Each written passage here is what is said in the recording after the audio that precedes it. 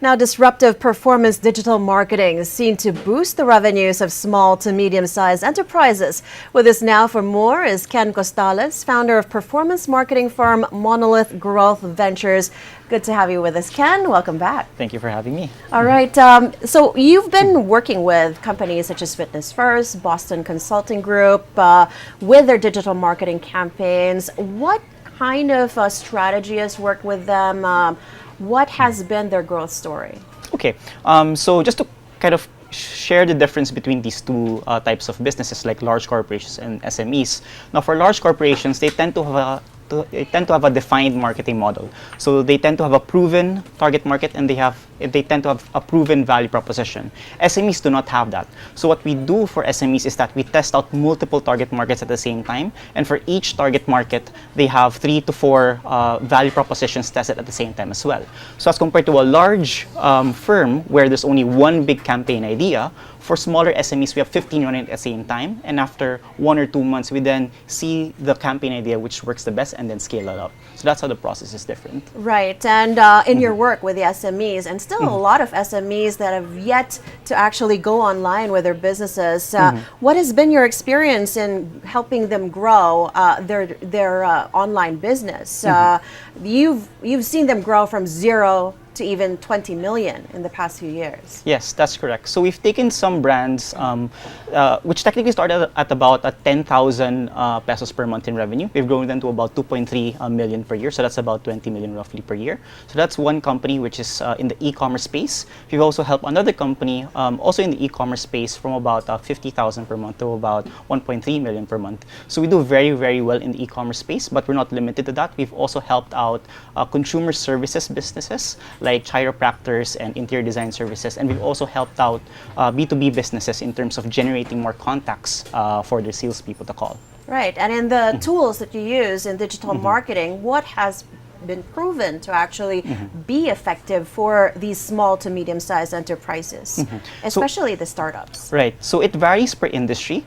So for B2C specifically, what works the best is mainly Facebook ads and Instagram ads. For B2B, what works better for them are AdWords and LinkedIn outreach, basically reaching out to people online. For some B2B businesses, especially SME-focused B2B businesses, Facebook ads can work because Facebook ads also includes the ability to target employers and based on occupations. So if you want to target an HR person or if you want to target a marketing manager, you can do that through Facebook ads. But since small business owners don't necessarily exist in LinkedIn, Facebook ads work for them.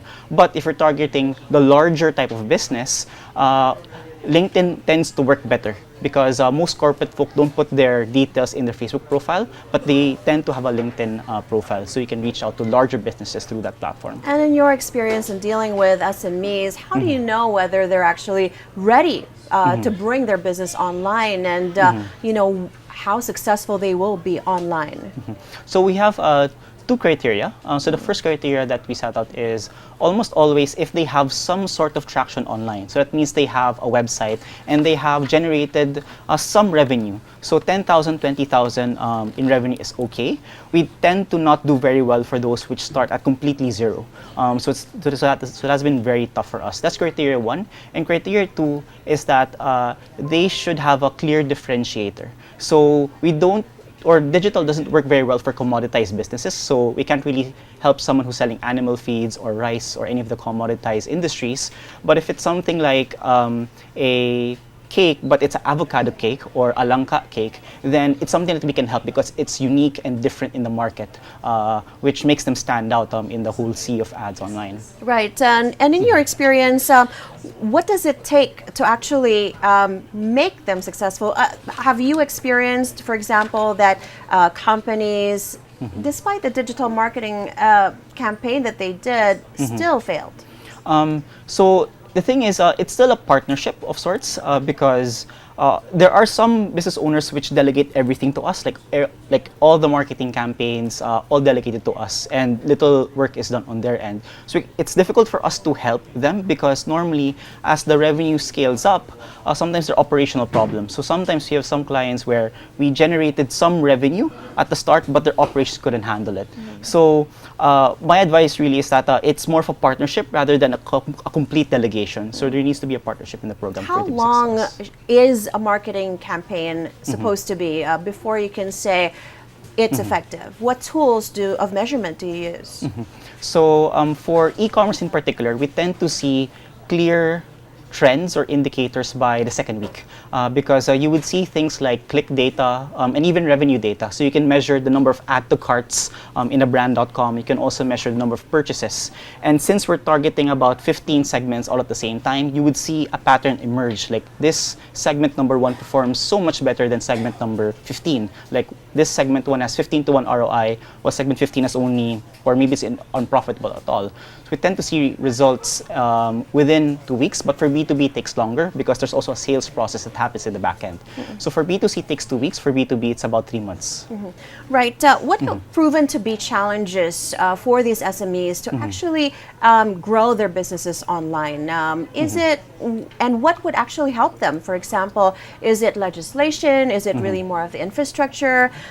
Is it the financial platforms, perhaps, internet penetration in the country? Right. So for B2C in particular, particularly the e-commerce clients that we have, it's really the financial infrastructure because a lot of the payments happen right now through COD, which is not good for the cash flow for our clients. So that's one big challenge that I see. So if there's any like fintech startup that's out there who's trying to innovate the space, it's a big opportunity right there.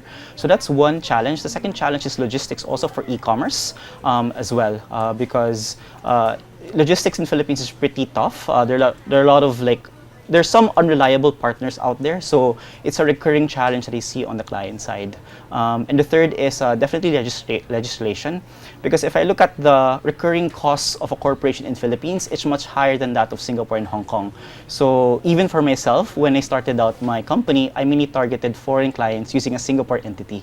So it's a big barrier to entry for many small businesses or upcoming small businesses in Philippines. Right, and Forbes has actually named you among the 30 under 30 entrepreneurs. And in growing your business, what's your next step now? What's the next strategy for Monolith?